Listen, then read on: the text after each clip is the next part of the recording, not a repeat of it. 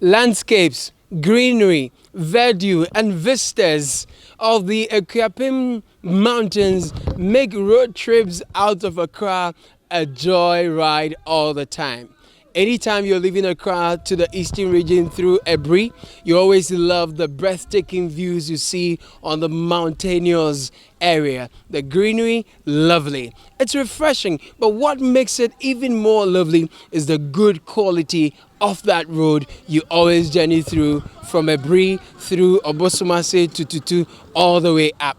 But let me bring you to Larteh, another part of the eastern region that has very lovely landscape, extremely beautiful views, lovely vistas, landscapes, verdure, and whatnot.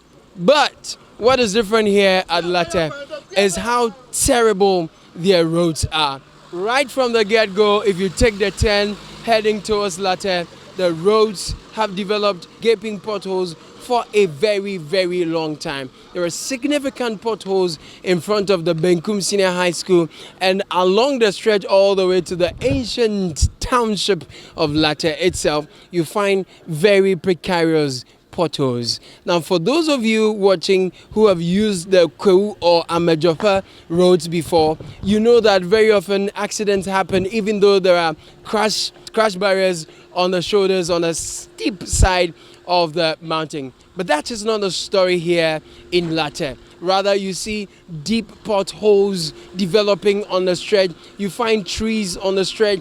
And according to the residents here, there are absolutely no street lights, which make journeying through the night up the Larteh mountains an extremely life-threatening situation. Now,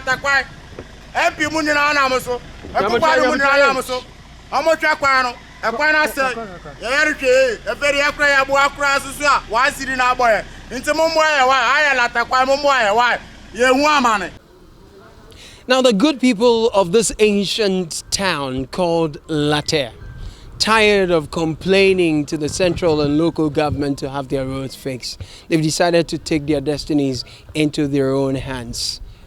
In a space of 8 months, they've contributed 400,000 Ghana cedis and they are fixing their own roads.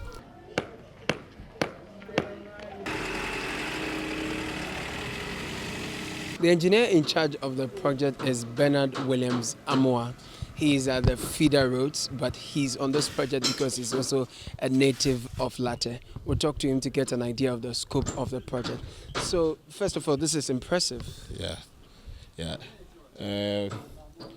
Actually, what happened is that the elders of the town came together because of the nature of our roads. They came together to fix the inner roads by gravel.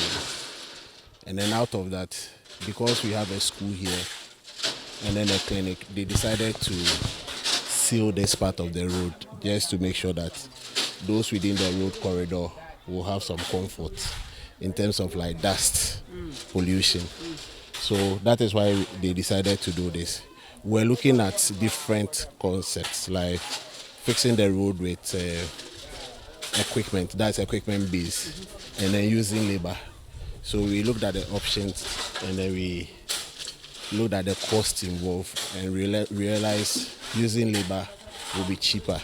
And then there's also an advantage of using the locals and then paying them something small for them for their upkeep as well. So that is how we've done this. In actual sense, we finished graveling all the routes within the town. There are some that are left that we'll do later. So that is how far we've come up to this. What we are doing up to like 300 meters. Yeah, that is to the clinic. So we've started with the primary soil. The work that is ongoing is being supervised by a man called Godwin Tete. He doesn't live in Larteh, nor does he hail from Larteh. The people have rented accommodation for him while he's supervising this project. We want to talk to you, sir. Welcome to Citi Newsroom. How many locals do you have on this project as labor? We have, right now as we are saying, I'm having 5 people, including myself, in all, watering and then all the machines. We are having 10 people. Yeah. And that's just for this 300-meter stretch. Yes. This road is leading to a healthcare facility that is in Larteh, and then also to the senior high school that is here. Someone is walking down the road. She happens to be a health worker at the health center over here. So I'm going to have a chat with her. Tell me, are you a native from Larteh, or you're just posted here to work? I'm posted here to work. How long have you been here? It's been a year. Okay. What's the experience like? Oh, it's been amazing. It's been great. Like, the people here are very friendly. They welcomed us, and then our stay here is very okay. Right. Yeah. And I see that the people, out of their own volition, have contributed monies and their energies. You can see they are fixing the road that's leading to the healthcare facility and also to the school. How does that make work easier for you? I mean, considering the pregnant women, yes, those in labor, bringing them from their homes to the facility, and then them constructing the road for us, I think they've done a great job. What's the mood amongst the health workers here like? How? I mean, seeing the road getting done, that leads to your Very place. excited. We are very excited. At first, I think you wouldn't have even seen any car here. Like, there were potholes all over. But constructing the road for us, I mean, we are very excited. We've met the community people. They are returning from communal labor, and then their chairman is here, so that we can get to talk to chairman. Chairman, please tell us your name. My name is Sami Bosman. Right. And what group are you chair of? Larteh Lobby Group. So what have you been up to? We are trying to develop our town, our community. So that's why we have organized everybody here to make sure that I think we have seen that we are doing the road, and the road is costing us a lot of money. In fact, we have discussed with the government. The government too is trying to come and help us. So we are waiting for the government. So we need everybody's hand on board. Yeah. So how much have you been able to mobilize from your members towards this? Since we started, I think we have mobilized over 400,000 Ghana cedis. Yes. In a period of how many years? Not years. We started this about 8 months ago. Wow. Yeah. And you've already contributed 400? Yeah, about 400,000 Ghana cedis. Yeah. Oh, that's impressive. How are you able to do your mobilization? Because this is a bit rare. Yeah, we discussed we have 2 chiefs in the town. So we discussed with the chiefs, and we mobilize the youth and those people outside the country. We have some people at abroad, so they've been sending us some money. So we have people who are contributing a lot.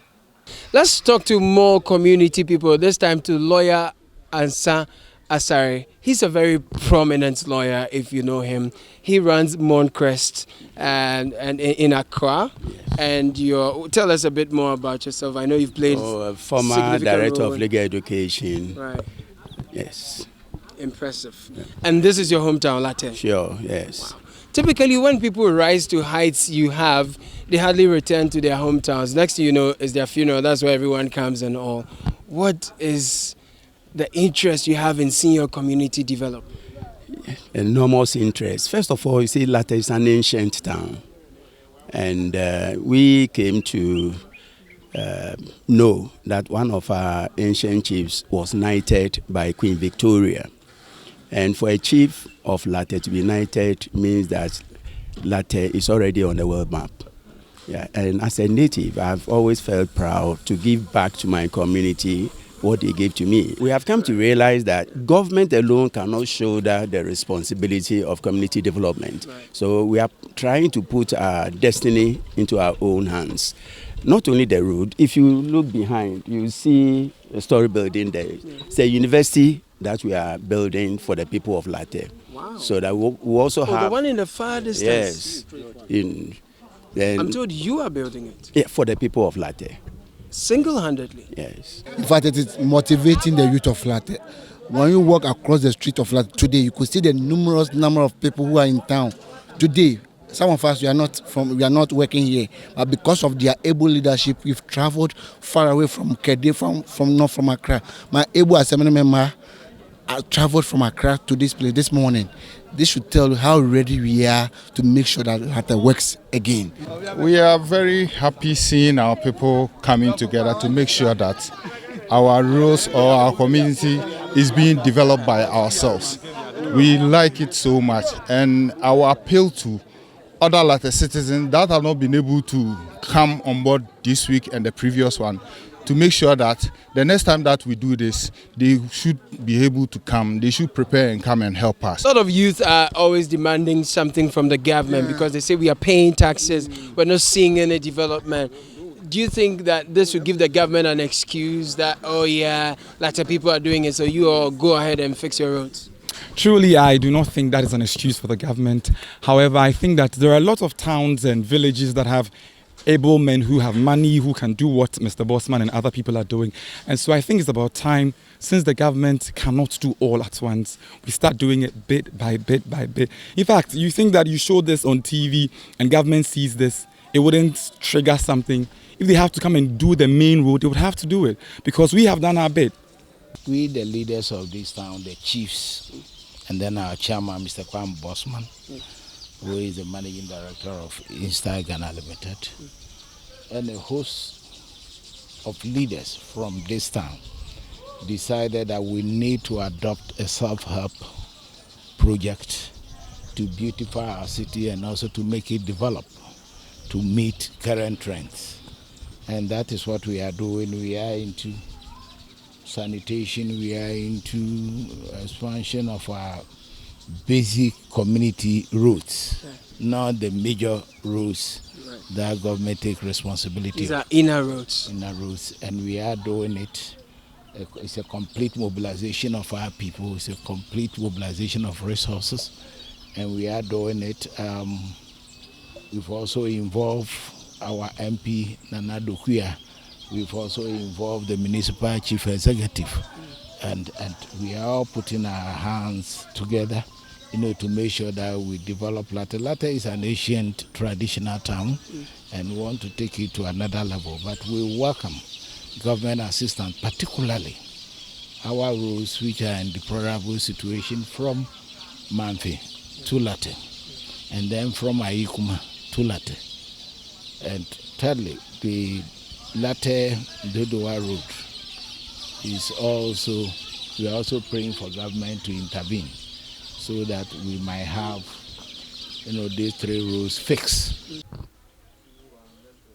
Now, for many traditional areas, one of the bottlenecks to development in terms of bringing together natives and residents and running communal projects is the division amongst their traditional leaders. Now, the Larteh traditional area is divided into two.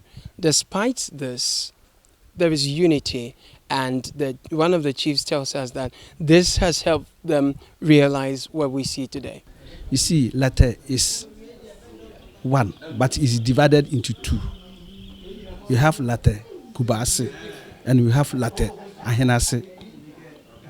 The Ahenase chief is Binkum traditional, and Kubase I Nana Utu Ajamfra the 6th is a Kubase Hene.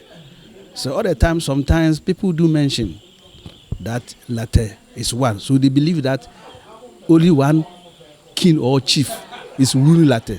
That one is not true. Larteh is divided into two. We have Ahenase and Kubase. But even with that, I see there's unity amongst you, isn't it? And that's what is pushing works like this. So it is, as we said, now we have do this, and now despite that, we have two kings or two chiefs. We are all together. Anything that we are doing, we do it together. Only the traditional that we have been doing separately. Maybe if we are celebrating, we are doing the Odra festival. We will celebrate ours, and they also celebrate theirs. So we are together, but we have divided the town into two equal parts. Yeah. The state of this road used to be much worse. It has been paved by the residents of Larteh, and recent rains are eroding it slowly. But they tell us that this road connects to Dodowa, and in a few minutes it should be in Dodowa from Larteh. And when the government assists them and completes this, it will make life much more easier for commuters and residents. Reporting from Larteh in the Eastern region, I am Caleb Kuda for Citi News.